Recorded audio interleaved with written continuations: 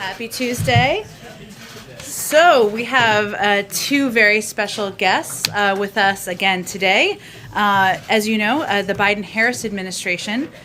I'm just going to let you all settle in here. Okay. All right. Great. Okay. So as you all know today, the Biden-Harris administration announced key findings from the reviews directed by the president's executive order on America's supply chains. The executive order, signed February 24th, directed a whole-of-government approach to assessing vulnerabilities in and strengthening the resilience of critical supply chains. So here to discuss the immediate actions we will be taking to promote economic security, national security, and create good-paying union jobs by strengthening American supply chains are repeat guests, back for the second time. They had so much fun the first time. Deputy Director of the National Economic Council, Samira Fazeli, and Senior Director of International Economics and Competitiveness at the NSC, Peter Harrell. Okay, thanks, Samira, you're kicking us off. Thank you. Hi, everyone. Good afternoon. And thank you, Jen. It is good to be back here at the end of this whole of government review that we just undertook of America's supply chains following President Biden's direction back in February.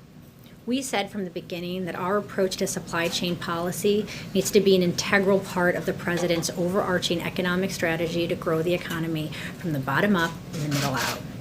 We also said that we were not going to simply be writing reports in this 100 days and that we're going to sit on a shelf. We were going to be taking action to address specific supply chain vulnerabilities. I think today's reports make both those things crystal clear.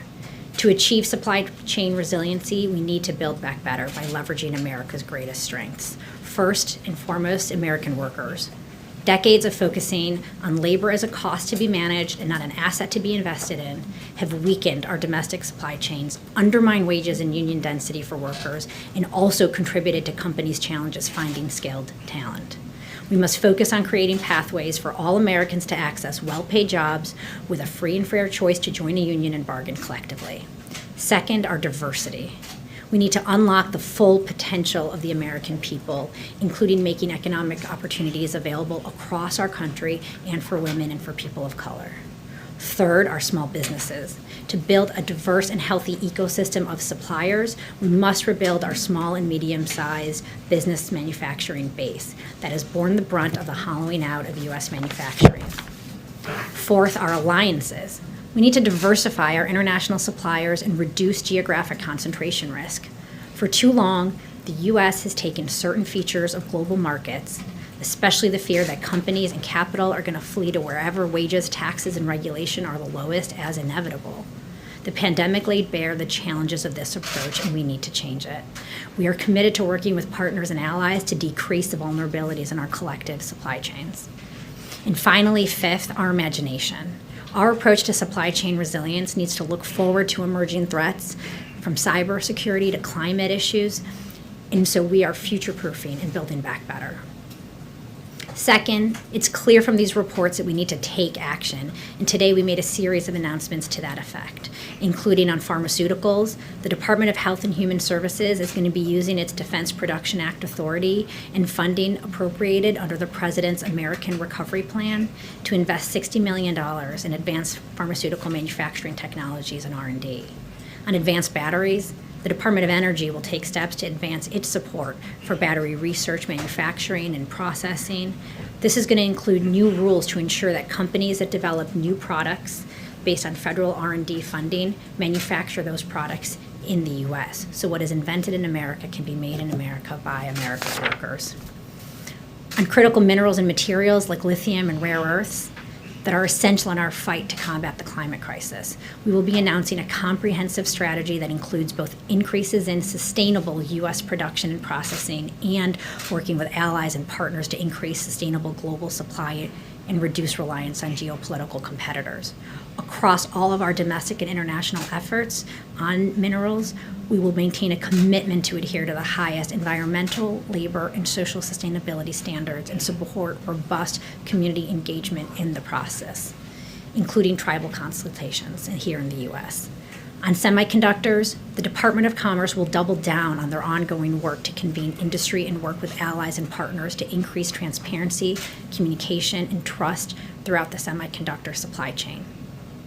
Finally, as we move to focus on our one-year reviews, the Department of Agriculture is announcing more than $4 billion in a robust suite of Build Back Better initiatives focused on building a more fair, competitive, distributed, and resilient food supply chain and food system.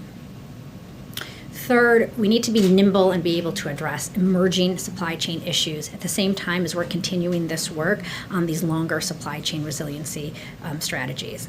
And that is why today we are launching a new supply chain disruptions task force to tackle near-term bottlenecks in the semiconductor, home building and construction, transportation, and agriculture and food industries. This task force is going to be led by 3 cabinet secretaries, Secretaries Buttigieg, Raimondo, and Vilsack, and will bring an all-of-government approach to addressing the near-term supply-demand mismatches we are seeing in these sectors as the economy reignites.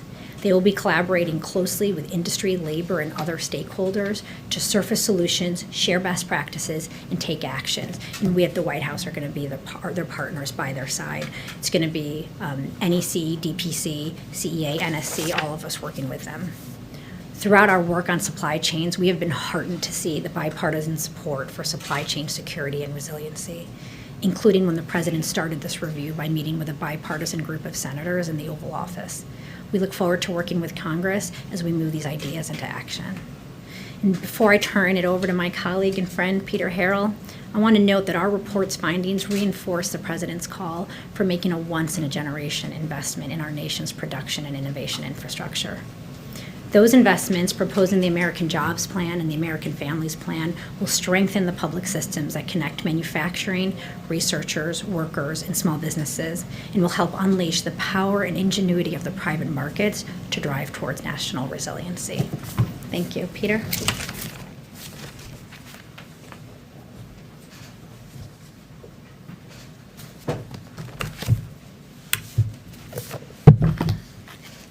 Good afternoon. Thanks, Samira, and it's a pleasure for me to be here this afternoon. This is a signature initiative for President Biden. He has focused on supply chain resilience since his campaign, when he promised almost a year ago that if elected, he would direct his administration to expand investments in U.S. manufacturing and to take other steps to strengthen the resilience of U.S. supply chains. Earlier today, pursuant to Executive Order 14017 that President Biden signed in February, we released publicly 250 pages of reports assessing supply chain vulnerabilities and making recommendations, including immediate actions to address them. Earlier this morning, National Security Advisor Jake Sullivan and National Economic Council Director Brian Deese convened a meeting of many members of the cabinet here at the White House in the Roosevelt Room to discuss the recommendations in this report and for the cabinet members to commit to taking action across the U.S. government to implement those recommendations and other critical steps to address supply chain resilience. While the president's supply chain initiative has identified a number of vulnerabilities, I want to stress that our work has also found that the United States is well positioned to rebuild our productive capacity in key sectors and to strengthen our innovative leadership. We're confident that working together with Congress, industry, labor, and other stakeholders, we can chart a new path that emphasizes resilience, security, broad-based growth, and sustainability. As Samira mentioned, the President and the entire administration welcome the strong bipartisan support that exists on Capitol Hill for strengthening American supply chain resilience. Samira highlighted a number of the domestically focused specific actions that the administration announced earlier today. I want to briefly discuss just a few of the actions that we're taking internationally. As Samira said, America's allies and partners are great strength of our nation, and we must work in partnership with them on supply chain resilience. We're announcing today a commitment from the U.S. Development Finance Corporation to increase high standards overseas investments in U.S. allies and partners and projects that strengthen supply chains.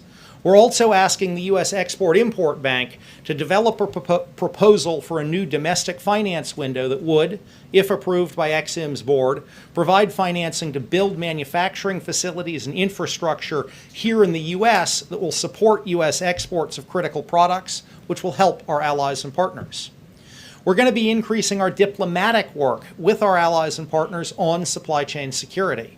Supply chain security will feature prominently on the agenda for President Biden's trip to Europe starting later this week, including at the U.S.-EU Leaders Summit scheduled for early next week, and was already a major element of President Biden's summits earlier this spring with key U.S. allies in Asia.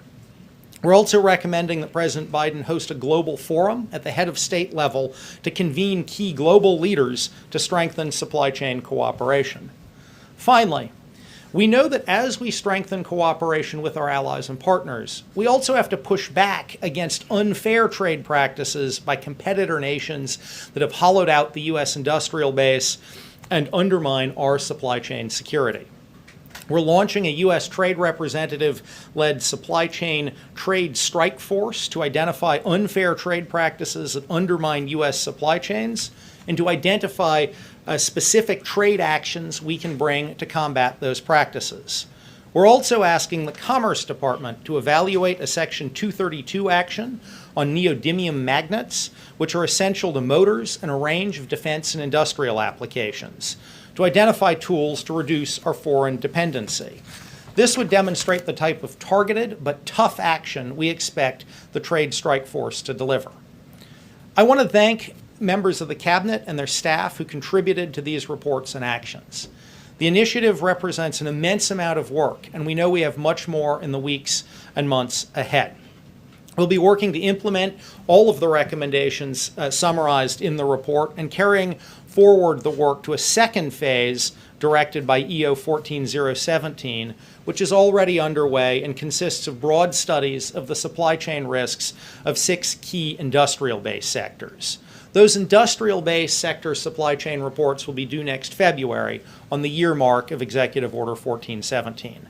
It's been an honor for all of us to work on this initiative, and I'm sure we'll be talking about it with you regularly as our work goes forward. Thank you, and we look forward to a couple of questions. Okay.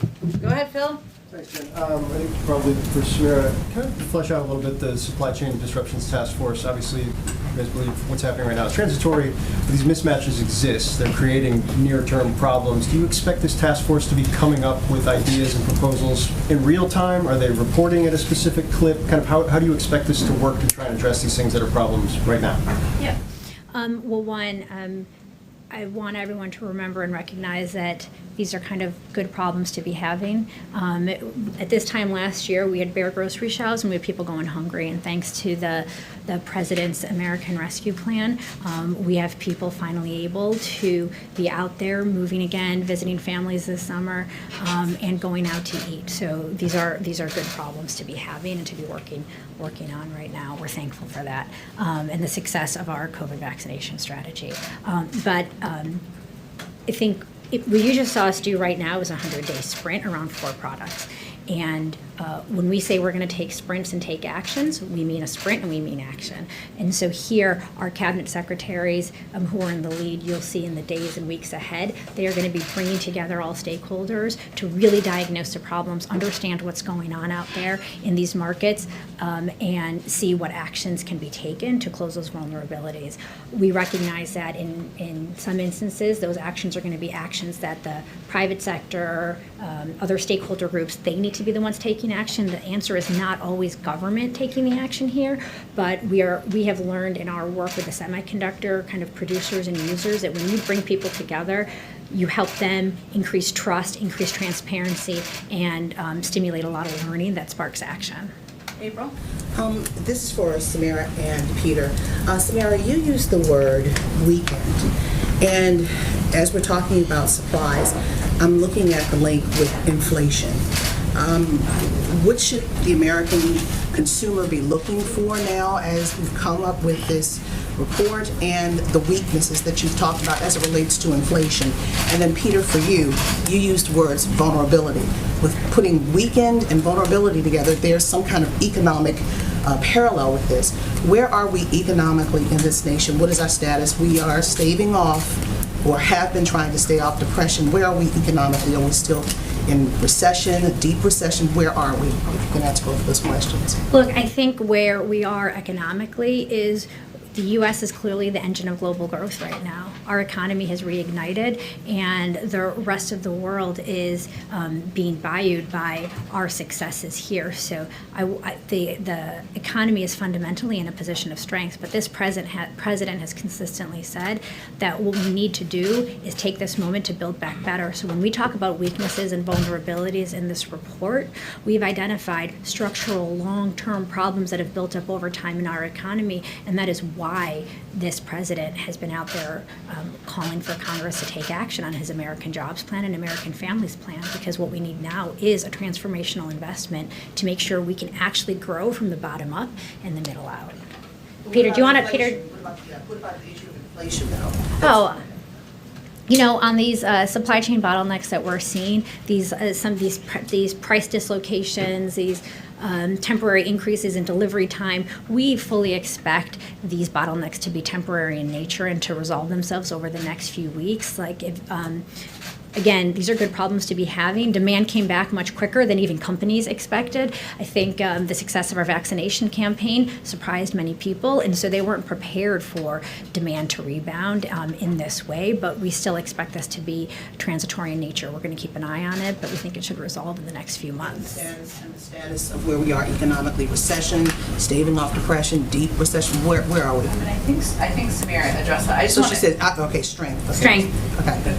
Josh. A little bit more about the semiconductor portion of this. I mean, and I'll point you to on Friday the OECD report. We're like the one advanced economy that I think our growth projections are above where we were at the pandemic. Was it 6.9? So. Good, Josh. On semiconductors, how do you plan to balance funding or support for foreign manufacturers, allies, partners, and domestic manufacturers? Is there going to be a preference given to domestic, or is there a risk that this could, support foreign manufacturers in a way that actually undercuts the domestic industry? How, if at all, do you plan on balancing that? So I think we are taking an all-of-the-above strategy to semiconductor manufacturing and expanding semiconductor manufacturing, both here in the United States and abroad. As you know, the President has called for Congress to appropriate at least $50 billion to strengthen semiconductor manufacturing here in the United States, including both leading-edge semiconductors and also some of the more mature semiconductors where we're seeing current shortages for automotive manufacturing and industrial applications. Generally speaking, consistent with the proposal in Congress, we would expect to encourage both foreign and American companies to invest here in the United States. And I think we're already seeing some announcements of that, where we've seen announcements from Intel, from Samsung, from Global Foundries, from a whole range of both foreign and American companies to expand capacity here. But it isn't just from an overall strategy. That money is going to be about attracting capacity here in the United States. But from our overall strategy, it's not only about expanding capacity here in the United States, it's also about working with allies and partners. Yesterday, for example, Bosch, the major European automotive supplier, opened a new automotive semiconductor factory in Germany. That's going to help alleviate some of the global shortages we're seeing. So while that money is going to lead to greater production here in the United States, and we are expecting to see a major increase in production over the next couple of years, this is also an area where we see opportunities to work with allies and partners. You would treat an investment in the U.S. in a semiconductor plant equally whether the investor was a foreign company or an American one? So we expect that the incentives will be available on a competitive basis to both foreign and American companies. I'm not here to get into the specifics of exactly how the program will be implemented if Congress, in fact, passes it. Finally, can you talk a bit about the trade strike force? What are they tasked with doing or able to do that USTR doesn't do already? So I think the trade strike force is a vehicle to leverage a number of our existing trade tools, but to really focus them on supply chain vulnerabilities. We have, as we looked across the 4 products that we are releasing reports on today, we saw example after example where an unfair foreign competitor action had led to the hollowing out of a supply chain for a key U.S. product. And these are all often very specific things those foreign governments are doing. So what this is going to do is harness and focus the government agencies involved in trade enforcement on how do we use our trade tools to strengthen, to combat unfair trade practices that impact supply chains and to strengthen U.S. supply chains. And I think the neodymium magnet 232 we're asking Commerce to evaluate is an example of that. Through our reports, we identified a very specific product where there's a very specific supply chain vulnerability, and we're getting the task force to look at that. Brian. I guess, Peter, the Disruption Task Force, are you all going to be looking at ransomware attacks? And how will you deal with it internationally? On ransomware? Yes. The Disruption Task Force is focused on semiconductors, lumber and construction, or home building and construction materials. It's not going to focus on ransomware and cybersecurity. We have a whole other process in place led by our National Security Council that addresses cybersecurity risks and issues. And internationally, you'll deal with that? How? So I think you saw the other day Deputy National Security Advisor Neuberger talk about some of the steps that the administration is taking to address ransomware.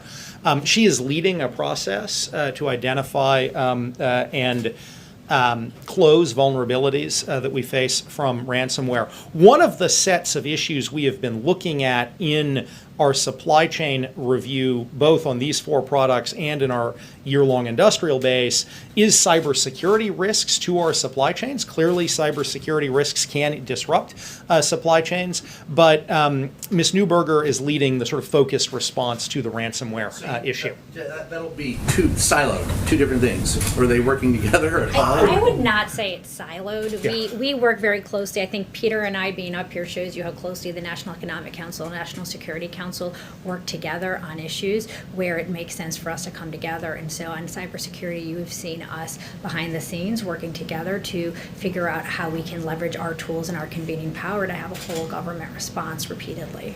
Okay, last one right in the middle. Go ahead. Will Right, the, yeah, go ahead, sorry. will the administration work on unbundling large contracts to ensure that Black-owned companies can compete for them? No. So we are very focused on trying to make sure that our Build Back Better agenda, sorry, it's hard to see. Is it okay if I stand here? Sure. To be able to look? Yeah, I relate. I relate.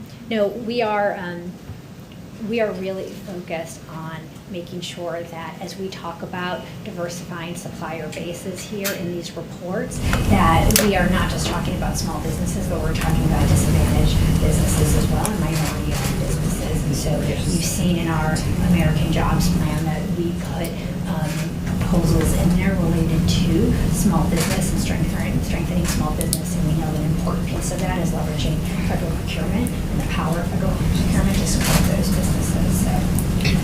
Christian's been very eager in the back. Go ahead, Christian. Last actual one. You talked about the Export-Import Bank and some of the financing that's going to be done to shore up industrial manufacturing here in the United States. Under the previous administration, though, China was one of the top destinations of U.S. export-import financing. An overwhelming majority of that money actually went to state-owned enterprises. Is the administration looking at anything in terms of financing that goes to some of these industries overseas?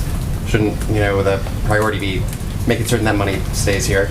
So that's actually exactly the proposal we're asking the Export-Import Bank's board to evaluate, is a new window that would foster direct Ex-Im Bank financing for the construction of manufacturing and infrastructure here in the United States. Obviously, they have a long-standing set of programs that finance the export of products made in the United States to foreign buyers. But actually, it's exactly what we're asking them to look at as ways to expand the financing for construction and investment here in the U.S.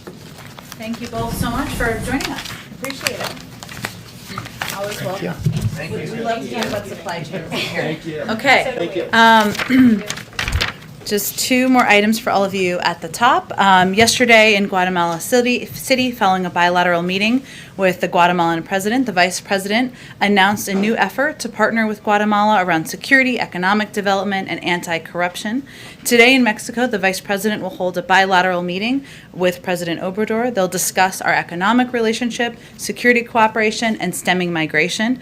The vice president and President Obrador will witness the signing of a memorandum of understanding between the United States and Mexico to establish a strategic partnership to cooperate on development programs in the region. And the vice president will also also meet with labor leaders, women entrepreneurs, and U.S. Embassy staff before she returns to the United States. One last item for all of you. We have more good news on the global fight against COVID-19. Today, the MasterCard Foundation and MasterCard pledged to make a $1.3 billion contribution to help make critical progress in providing vaccines to people across Africa in partnership with the Africa Centers for Disease Control and Prevention. This is a significant commitment to acquire COVID-19 vaccines for at least 50 million people and to build long-term manufacturing and equitable distribution capacity, which will further enable efforts to provide vaccines and strengthen the continent's ability to prepare for future pandemics. This is a welcome addition to our announcement last week that approximately 5 million of our first tranche of COVID-19 vaccines will be shared with African countries in coordination with the African Union.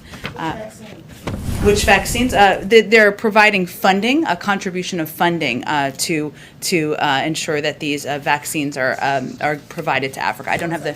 Whichever vaccines they take. It's again funding to the Africa CDC version of the CDC, so it will be distributed through there. With that, Darlene, why don't you kick us off?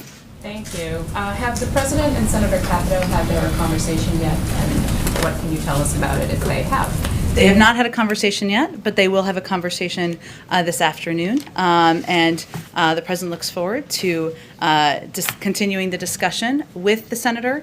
He appreciates her good faith engagement over the last few weeks.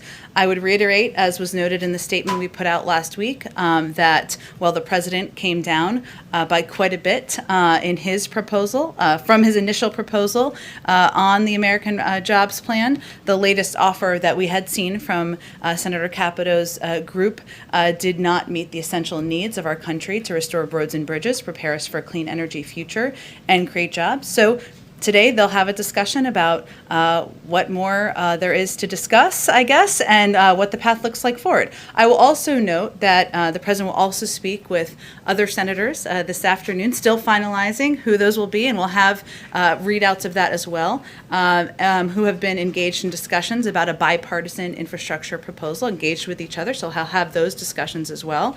I expect we'll have a readout, as I noted. We're encouraged by these discussions and see them as an additional viable path forward. And he'll ask members of his jobs cabinet, or he's already asked them, I should say, to remain engaged in the days ahead, the period of time when he's on his foreign trip, although, of course, he'll remain engaged from there as well, with all members who are interested in working together on making a historic investment in infrastructure. And just third piece I would note, Darlene, as we're kind of, since you asked about the President engagement, he's also going to stay closely engaged with Democratic leadership about the path forward, especially in light of the markup on the surface transportation bill happening tomorrow in the House and the interest by Speaker Pelosi, Leader Schumer, and other leaders in Congress on moving forward, and certainly an interest in doing that. Finally, last thing I would note is the expected passage later today of the U.S. Innovation and Competitiveness Act in the Senate this afternoon, which is a down payment on the President's proposed investment in R&D to make us more competitive, as well as the important work that Senator Wyden has undertaken on clean energy tax credits, a priority the President shares. So I would just note, as I've stated many times before in here, there are a number of paths for moving the President's bold ideas forward. We're moving on all of them full speed ahead. One more question. Sure. Since the President is the head of the Democratic Party, would he support legislation that is now on the governor's desk in Nevada that would move Nevada to first place in the presidential primary process, up from third place? I certainly understand the interests, but I'm not going to weigh in on the order of presidential primary contests from here. Go ahead, Mary. On the infrastructure talk, Senator Capito has said she's not going to be coming to this conversation armed with a new offer. As you note, the president has rejected the Republicans' latest counteroffer. It doesn't seem that he's willing to come down any further. So are we at an impasse here? We certainly don't see it that way. He's looking forward to discussing the path forward with Senator Capito. He sees her as an important and viable partner as we look to how we're going to get his bold ideas signed into law. And again, I'd note that there's also Democrats and Republicans, as you have seen and many of you have reported on, who are discussing how they can work together on what a path forward would look like, where there might be more investment in clean energy jobs and might be a higher number than what we've seen by the proposals to date. So again, there are a lot of paths forward, and he looks forward to discussing what they look like with Senator Capito and others this afternoon. Is the president, though, willing to offer any other concessions in these negotiations, or is it safe to say that you view the ball as being in the Republicans' court here? Look, I think this is, as any negotiation is, it's about both sides looking to see how much they can come to the other side and how much you have to give. The president has come down by about $1 trillion. That's quite a bit. Obviously, we'd like to see more, but there are a number of opportunities and paths to have these discussions moving forward. I wonder just broadly, if you could explain a little bit more how the president has been preparing for this big trip tomorrow. How much time has he been spending in briefings? Just sort of how has he been getting ready for this upcoming? Well, first I will say that he's been getting ready for 50 years. He has been on the world stage. He's known a number of these leaders for decades, including President Putin and including a number of the leaders he'll see at NATO and he'll see at the G7. Now, this is an important opportunity for him to see them in person, and there's nothing like face-to-face engagement in diplomacy. And for him, somebody who, as you've seen, the fact that he's welcomed in Democrats and Republicans to the Oval Office, that's just an indication of how much he feels that format is effective. So he's been engaging with his team, talking about what bilateral conversations he'll be having, where there are opportunities, where there are moments to voice the United States concern where necessary. But again, he's got quite a several decades of experience to build on here. So he'll be relying on that during his trip. Go ahead, Phil. Secretary Granholm on Sunday said that it was frustrating that a pathway for a bipartisan deal hadn't come to fruition yet. Does the president share that frustration at this point?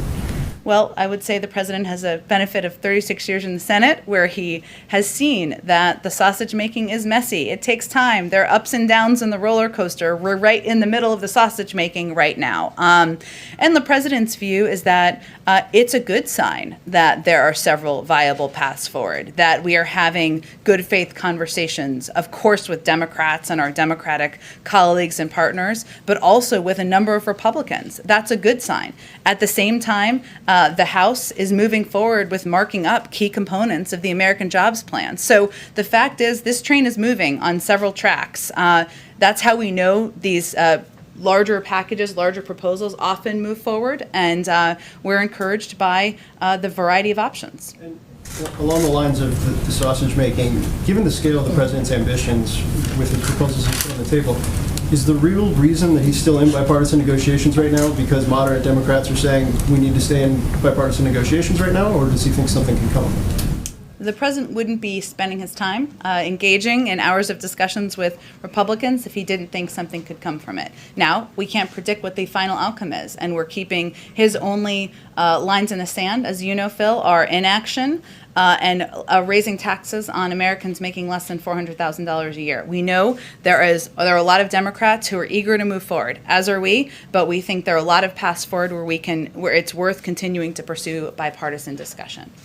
Go ahead. Thank you. About the vice president's trip, why is it then that when the vice president is asked if she has plans to visit the border, she says we've been to the border, even though she has not as vice president? Well, as the vice president, she does speak for the actions of the people in the administration. She certainly helps oversee. I expect that sometimes she may go to the border, Peter, but as you know, what her focus has been, what the assignment is specifically, is to work with leaders in the Northern Triangle. She's on a trip doing exactly that, exactly what the president asked her to do. And as we understand it, though, her main focus is to try to address the root causes of migration. Did somebody decide here that it would not be helpful for her to go to the border and talk to people who just migrated here?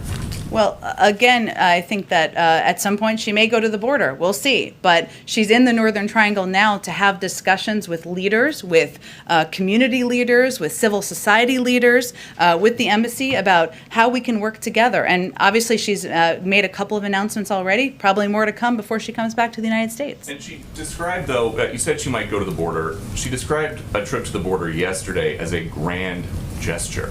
Why? Look, Peter, again, I think her focus of this trip is on meeting with leaders, having a discussion about how to address corruption, how to address the root causes, how to work together to address humanitarian challenges in these countries. That's exactly what she's doing on the ground, and I'm sure she'll report back to the president when she returns. Go ahead. I'm going to follow up with the border in a second, but let me ask you, if I can, on infrastructure. You laid out some of the conversations that Yeah. the president is having, including sort of his message to some of the Democrats on Capitol Hill right now, to sort of get a little bit detail there. Would the president support, does he want Democrats to more actively pursue the process of reconciliation as an option? Well, Peter, I would say that the Democrats are already moving forward on marking up components of the bill. And Democratic leadership has been clear that they want to move forward on infrastructure and making a historic investment in infrastructure. There'll be a discussion about the mechanics of that, over the course of the coming days, and we'll have more to read out once those discussions have been had. So we can't, in terms of like the time frame for those decisions to be made, obviously the message just Democrats is keep going and we might need you. Well, look, I think to be clear, the president's always going to continue to pursue opportunity to work with Republicans, regardless of what mechanics are moving forward in the House.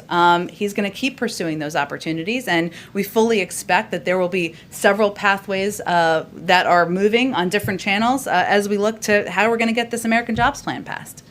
As it relates to the border right now, we heard from the Vice President yesterday where her message was very simple and blunt. She said to those migrants who would be considering coming, she said, do not come. Obviously, there's some progressive Democrats, among other critics, who have been frustrated by that. Alexandria Ocasio-Cortez, perhaps most prominently, saying it was disappointing to see. She said, among other things, that seeking asylum at any U.S. border is a 100% legal method of arrival. What does the White House say to those progressive Democrats, among others, who are frustrated by the message the White House is delivering?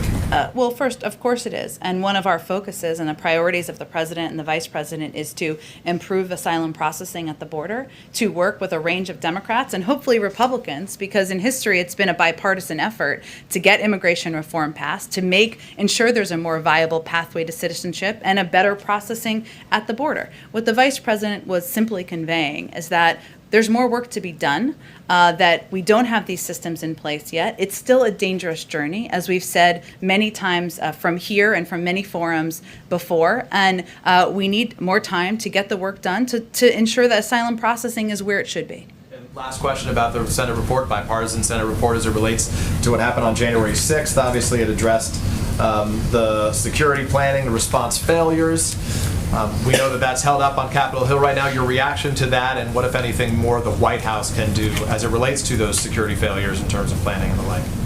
Well, first let me just reiterate that, of course, the events of January 6th were an assault on our democracy and the rule of law, and the president has been outspoken in calling for a full and independent investigation to what transpired. As it relates to the report, our team is currently reviewing the report and its findings to inform our ongoing efforts to ensure something like that could never happen again, and what role, of course, the federal government can play. There are many roles, as you know, that the report seems to surface on what officials on Capitol Hill could do, and we want to assess how we can be a good partner in this effort moving forward. I would also note that on his first full day in office, he asked his team to launch a review on how we can improve the federal government's response to the threat of domestic terrorism, something he also touched on when he was in Tulsa last week, and we'll be releasing that broader strategy soon as well.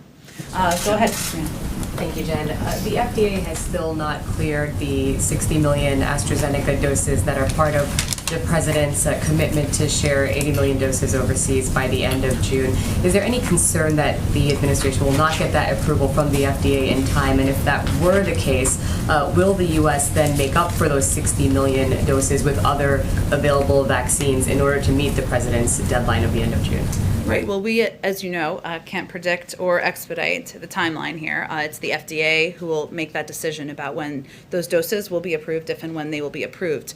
We do remain committed to ensuring that we meet our commitment of 80 million doses, getting those out to the global community by the end of June, which is, again, 5 times more than any other country and 13% of our own supply. It's only June 8th, so we have quite a bit of time, but we remain committed to that. And obviously, if the FDA approves AstraZeneca doses, then that will be a component of that supply. And just as a polar question on behalf of our colleagues at the Canadian Press as well as Global News, on the timeline for reopening the U.S.-Canada border, Canada has said it will look to take a phased approach. Does the White House see an announcement happening in concert, or is the U.S. prepared to ease those restrictions on its own?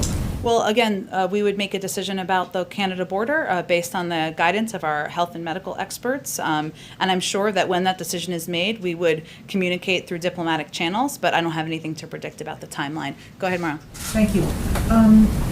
You've mentioned how long the president has spent in the Senate. He's talked himself about how timing and sequencing things are really key to presidential leadership. Does he have an objection to starting with H.R. 4 instead of H.R. 1? In other words, why not do the John Lewis Act first? I think he is quite open to what Democratic leadership feels is the viable path forward, and will work closely with them in coordination. There's a difference of opinion on that, on what would be the best one to go for. We're not going to be the arbiters of that, but we will discuss with them. We will discuss with them as we look ahead what the right path forward is. Okay, and my second question, just on infrastructure, in terms of the people he's speaking to this afternoon, will one of them be Mitt Romney? We will give readouts of who he's spoken with once we've completed those calls, but I don't have anything to preview for you at this moment. To Mitt Romney. Has he ever spoken to him in his life? It's a good question. He's spoken with a number of Republicans. As you know, we don't read them all out. I don't have anything to read out for you, but he has, obviously, in a different circumstances, had conversations. In terms of these different paths and different groups, this group that he's going to talk to this afternoon, is this the first time that he's starting to kind of reach out to them? He's been really focusing on Capito up until now. That's right. We've been engaged with a range of Democrats and Republicans, including members who have been in conversation through this group at a staff level. He's obviously had discussions with a number of them about how he moves his ideas forward. So I wouldn't make it as firm as a first time, but certainly discussing this as a viable path forward at his level at this point in the process, would be an indication of how we see this as a viable path. Go ahead, Trevor. Yeah, just to follow up on the question on voting rights, you said yesterday that we will stay lockstep with the Democratic leadership on that path forward. And what Pelosi said in her letter today is that the H.R. 4 is not going to be ready until the fall. So are you, and to focus effort on Senate passing H.R. 1. So are you okay with that kind of time frame, even if that means that basically this issue languishes until the fall? Well, first, we don't see it as languishing. Obviously, the president has asked the vice president to lead this effort, and I'll give you a bit of an update that in addition to, of course, engaging with federal efforts on the federal level to move legislation forward, she's also going to use the power of the White House to convene key stakeholders, and she'll be hosting several events next week when she returns from her trips, just to give you an indication of how quickly and how focused we will be on these efforts. And she'll fight for our key bills and also to register voters under the president's historic executive order, as well as advocate for democratic principles. So I will say we're going to work, of course, with Democratic leadership on both, even with their disagreements about what the order of events should be here. But we're not going to wait for that. We're going to use the White House as a convener. We're going to use the bully pulpit. Obviously, when the president was in Tulsa just last week, he talked about voting rights very passionately and forcefully. I'll also note that we're also continuing to work to implement the executive order that the president signed into law early on in his administration. And that executive order uses every authority available to make voting easier, more accessible, and more fair. It directs agencies to expand access to voter registration and election information, assists states under the National Voter Registration Act, improves and modernizes vote.gov, increases federal employees' access to voting, analyzes barriers to voting for people with disabilities, increases voting access for active duty military and other voters overseas. So I would just note that we are not relying on just one option here. Of course, federal legislation is something he will continue to press for, but we'll use the bully pulpit, we'll use our convening power, we'll continue to press through on implementing this executive action as well. Separate issue, there was a report this morning about basically IRS records showing that very wealthy Americans have evaded paying income tax almost altogether in certain circumstances. One, do you have any reaction just to that as a factual matter? And two, are you concerned about that just from a leak standpoint? Well, let me take the second part first because I think that's important. Any unauthorized disclosure of confidential government information by a person with access is illegal, and we take this very seriously. The IRS commissioner said today that they are taking all appropriate measures, including referring the matter to investigators, and Treasury and the IRS are referring the matter to the Office of the Inspector General, the Treasury Inspector General for Tax Administration, the FBI, and the U.S. Attorney's Office for the District of Columbia, all of whom have independent authority to investigate. So obviously we take it very seriously. I'm not going to comment on specific unauthorized disclosures of confidential government information. I can tell you that broadly speaking, we know that there is more to be done to ensure that corporations, individuals who are at the highest income are paying more of their fair share. Hence, it's in the president's proposals, his budget, and part of how he's proposing to pay for his ideas. April, go ahead. And Lucia, I'm sorry, I'll come back to you. Go ahead. I want to follow back up on voting rights, or matters of voting rights. Sure. This president has based his administration on equity and equality. And now the issue of voting rights is in our face. We are voting without the full protections of the 1965 Voting Rights Act because of Shelby v. Holder, but it's also unraveling because of states. And the person that seems to be holding it up is Joe Manchin.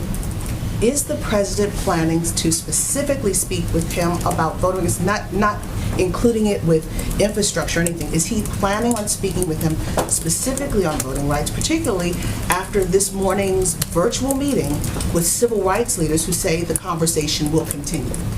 Well, first let me say that it was encouraging to see Senator Manchin meeting with civil rights groups today. The meeting shows that both are serious and recognize the importance of the issue. We certainly know the seriousness that many civil rights groups take with voting rights and the importance of moving this forward. And as indicated in both of their readouts, as you said, April, they will continue the discussion. I would certainly expect that when the president has a conversation with Senator Manchin the next time, they'll talk about voting rights. But often when he speaks with members, he talks about a range of issues, some where you work together, some where you disagree. So, understanding the history of how presidents decide to lean in, he's got Vice President Harris putting this in her portfolio. But when will the president begin to lean in? Is there a moment where he has to himself lean in on this? Because if it doesn't happen before the next elections, it looks like it could be a done deal. Well, April, you were with the president in Tulsa last week, right? You heard how passionately he spoke about voting rights, how central this is to how he views his presidency, his leadership, the future of our democracy. I mean, that was central to the message he delivered in a speech that was widely covered, that was reflecting on a moment in history that hasn't been given the attention that it certainly deserves. I certainly would not say we're waiting. As I noted, we're going to continue to press for federal action, to move forward on a bill that the president would love to sign into law. We certainly know we can't do that with a magic wand. That's not how democracy works, for good reason. But the president also signed this executive action early on, a very expansive and powerful executive action, because he did not want to delay a moment in ensuring that we were taking more steps to assist states, to improve and modernize Vote.gov, to increase federal employees' access to voting, to analyze barriers to voting for a range of people. And that was an action he took early on. We're continuing to implement now. And I'll also note that the vice president, asking his vice president, his partner, to play a role in leading this, something that she also asked for, just to be clear, asked to do, it sends a message about what a priority this is to the president. They have regular lunches. They engage. She's the first in the room and the last in the room. And she's going to not hesitate either, not delay either, I should say. When she comes back from her trip, she'll be convening people, and she will be elevating these issues as well from her platform. Go ahead, Risha. Thank you, Jen. The Family Reunification Task Force has reported that of the about 3,900 children who were separated from their families, it does not have a confirmed record of reunification for 2,127 children. Can you explain what that means, that they don't have a record of reunification? Does the administration know where these children are? Well, first, as you know, Weijia, from covering this, and I know a number of others have, one of the challenges that they walked into, or we walked into, is the lack of data. And that we knew that would take some time to ensure that we were handling the data and handling the reunification process as carefully as possible. I would note that through the support of NGOs, 1,779 children were reunified with their parents in the United States under past court orders. Over the last 30 days, through the task force and NGO coordination, 7 additional children were reunited with their parents, bringing the total number of reunified children to 1,786. In terms of where we go from here, I mean, I would certainly point you to the task force for what their terminology means. We know there's a challenge with data, a challenge with matching that to what we have access to. But beyond that, I would certainly point you to the Department of Homeland Security. So you don't know if the administration is aware of where these children are? That's not what I said. What I said was the Department of Homeland Security oversees the task force, and I would certainly point you to them to give you more of a clear definition of exactly what they mean by mismatched data, so you have all the information you're looking for. Thank you. And Go one more ahead. on the Justice Department. President Biden has accused his predecessor of using it as his own personal law firm. Is he disappointed that the DOJ is siding with Trump in his claim that he can't be sued for defamation for remarks that he made about an alleged rape case? Well, first, let me say that the president strongly believes in the independence of the Department of Justice. We were not consulted, the White House was not consulted, I should say more specifically, by the Department of Justice on the decision to file this brief or its contents. So does he believe that that independence still exists, even though the DOJ is defending the former president? I'm not sure what you mean by your question. Does he believe that the DOJ defending the former president in this case still maintains that independence between the executive branch and the I think what I was DOJ? referring to is allowing for the Department of Justice to make decisions and announcements about ongoing, court filings and legal action. So independence as it relates to how this president views and approaches the Department of Justice. Does it upset him? I think the president has been pretty clear, as we just started her comment conveying about his view his view about his predecessor's comments, about his predecessor's language, and about his predecessor's approach and his engagement in that regard. What can he do about it? I don't think I have anything more to speak to you on, Brian, on active litigation. Go ahead, Josh. Can I ask, there was a series of web outages this morning Yeah. that linked to a company called Fastly. Is there any indication that it's anything other than just a failure with that company in specific? Is it a potential national security issue? Have you looked into whether there's a potential external group behind it? Yeah, Fastly, I know, put out a statement about it. I don't have anything more from the federal government on the outage. Pivoting to the G7, the president has talked about the need to push the G7 to boost vaccine availability overall. Can you speak to what he's considering? Prime Minister Johnson, for instance, has talked about the need to vaccinate the world in its entirety by the end of 2022. Other European leaders are not going quite so far. Does the president have a view on what specific target the G7 should take? Well, I expect we'll have more in the coming days, Josh, so stay tuned.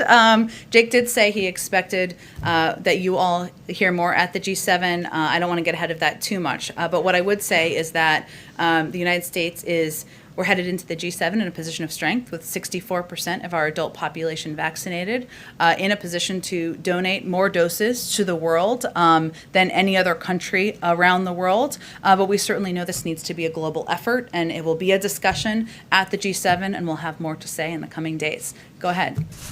Just one more on infrastructure. Given what the Senator Capito said today to reporters, kind of throwing cold water on progress between her and the president on talks, would you say the administration has become more willing to pursue reconciliation to pass infrastructure package than maybe a week ago or 2 weeks ago? Well, I would say that there's always been a range of paths to get the president's bold ideas passed into law. He's having a conversation with Senator Capito this afternoon, as well as individual conversations with other members who have been working in a bipartisan manner to see what the path forward looks like. And he's also closely in touch with Democratic leadership. So I'm not here to rule out options, but I'm not here to rule in new options either. We'll have more to say after he has these calls later this afternoon. One more. The White House said over the weekend it was unaware of the DOJ gag order on the New York Times. Can you assure us that there are no other gag orders on other news organizations related to some of these investigations? Well, the Department of Justice has made clear that was their third and final notification that they were offering, and that's the information they also shared with us, but they've shared it publicly. And so there would, to your understanding, there's no other gag orders? They indicated that this was their last effort, their last notification that they needed to offer. Go ahead. Thanks. So I have a question that's about little infrastructure and little climate. Senator Sheldon Whitehouse was tweeting yesterday saying that he was anxious about the future of climate-related legislation, and he said climate has fallen out of the infrastructure discussion as it took its bipartisanship detour. It may not return. Then he went on to say, I don't see the preparatory work for a close Senate climate vote taking place in the administration. Has the White House reached out to the senator, and also does he have cause for concern on the future of climate-based legislation?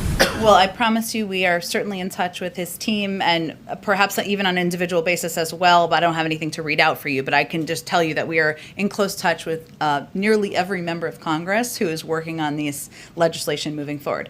I will say that what I would point out to you is that one of the pieces we conveyed when we put out a statement last night, not accept the offer that was put out by Senator Capito and her group, even though those conversations are happening in good faith, was the fact that it didn't do enough to invest in our clean energy future. And there are areas of effort that are moving forward. I mentioned Senator Wyden's effort to move forward on clean energy tax credits. The president views this bill as a jobs bill. He also believes it's a clean energy jobs bill, and it has an opportunity to invest in industries of the future. So certainly it is close to his heart. It remains an area he's committed to, and one he will continue to fight for as we have these discussions moving forward. And then I just had another on the vice president visiting the border or not visiting the border.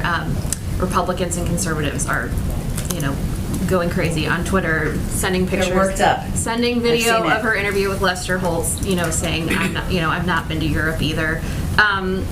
Does the president think there is a scenario in which she should visit the border, and also the mounting criticism from conservatives? Would that ever factor into a decision to send her down there? I mean, don't they have a point that if she has this task in front of her, should she not see the end cause as well as the root cause of migration? Well, first, as I said to Peter, at some point she may go to the border. I don't have any trips to preview for you or predict or a timeline for that. But what I would reiterate is that her assignment was to work with countries and leaders in the Northern Triangle to address root causes, address corruption, ensure we're working together to address humanitarian concerns. I will say we're not taking advice from former President Trump or most of the Republicans who are criticizing us on this, given they were all sitting there while we created this problem we walked into, both at the border and with the movement of migration that has been growing over the last year. So we're not taking our guidance and advice from them, but if it is constructive and it moves the ball forward for her to visit the border, she certainly may do that. Go ahead. Yeah, I have two questions on infrastructure. You said the White House is moving ahead on all three paths on infrastructure, including the third path, which was listening to other lawmakers who have ideas. I believe that's how you characterize it. I'm just trying to clarify, and this was asked a little bit earlier. I mean, are you referring to the bipartisan group that consists of Senators Manchin, Sinema, Romney, and Portman? And if current talks with Senator Capito and her group don't progress, is there a point when you stop negotiating with that group in favor of this other group of Republicans and Democrats?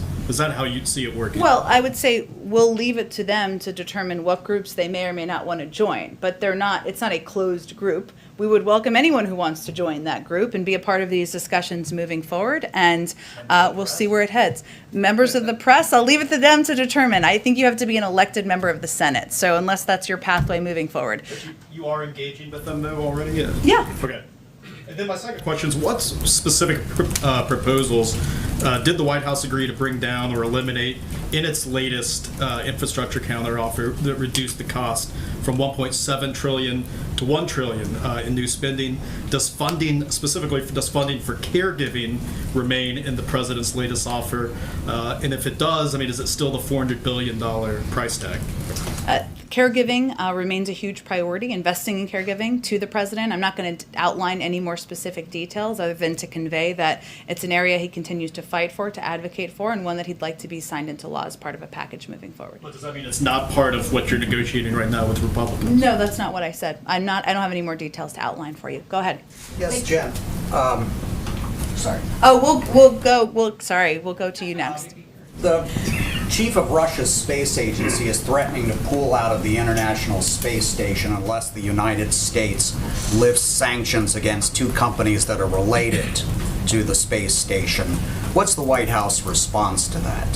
It's a really interesting question, and I didn't know much about it before you asked this question, so I'll probably have to talk to our national security team. I will say that working together on issues of space and issues related to space is one area we have worked together historically with the Russians on, and I'd have to dig more into what those sanctions are for. I'm not aware of a consideration of that, but I'll check with our national security team. Go ahead, Yamiche. Thanks so much, Jen. A follow-up to Leja's question.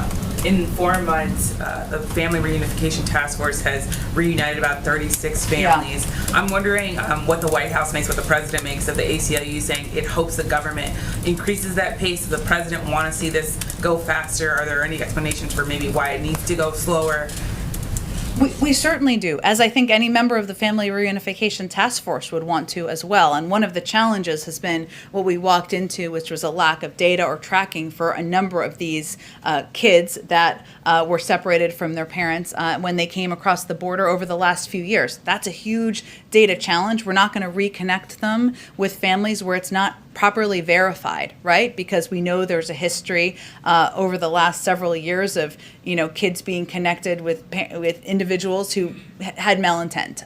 So that's a factor, Yamiche. We wish, of course, everybody wants it to go faster. Everybody wants, in this administration, everybody wants these kids to be reunified with their family members and with verified family members. But, we're working with a challenging issue related to data that we knew would be the case from the beginning.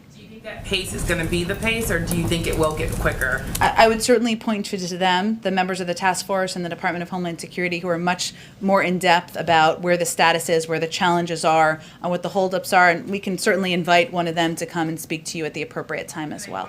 I know there's the COVID task force, but in some ways, when you look at southern states, they are lagging particularly when it comes to vaccination rates. I wonder if the president has any sort of plan specifically targeted to southern states, and whether or not that will impact whether or not he moves back the 70% goal that he set for July 4th. Well, Yamiche, you're right that there are different age groups, there are different demographic groups, there are different geographic groups in the country where we haven't seen the pace as fast as others. So while it's very high, the vaccination rate at this point among seniors, and even pretty high, over 70% for people 40 and older, still young, I will note, it is not where it needs to be in people under 40 and certain states around the country. What we're trying to do, what we just launched this past weekend, is this massive 1-month campaign to incentivize, right?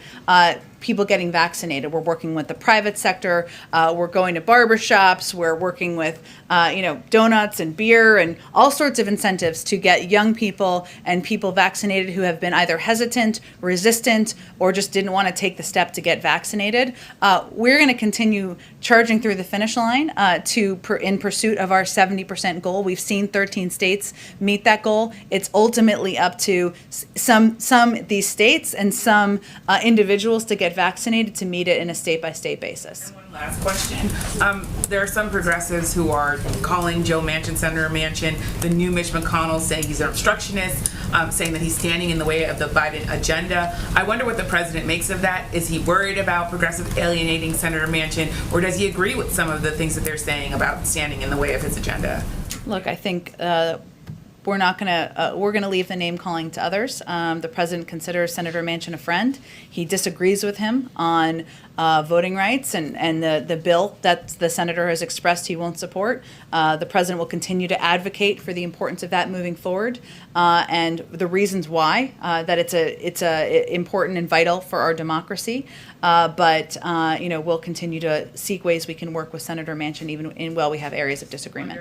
The name calling, is it alienating alienating the senator? Is it worrisome that you're hearing Democrats say that about Senator Manchin, calling him the new Mitch McConnell? Is that problematic? I can't speak to Senator Manchin's personal impact on Senator Manchin. He's obviously proud of his independent streak. He's spoken to that, including in an op-ed piece this weekend. We also understand the passion that many feel for voting rights, for the importance of making voting easier, more accessible. We share that passion, so we understand that manifests itself in lots of ways. But I'd point you to Senator Manchin if he has feelings hurt. I suspect he has a stronger backbone than that. But thank you everyone so much. Look forward to, I guess I won't see you for a while. Those of you coming on the trip, we'll see you on the trip.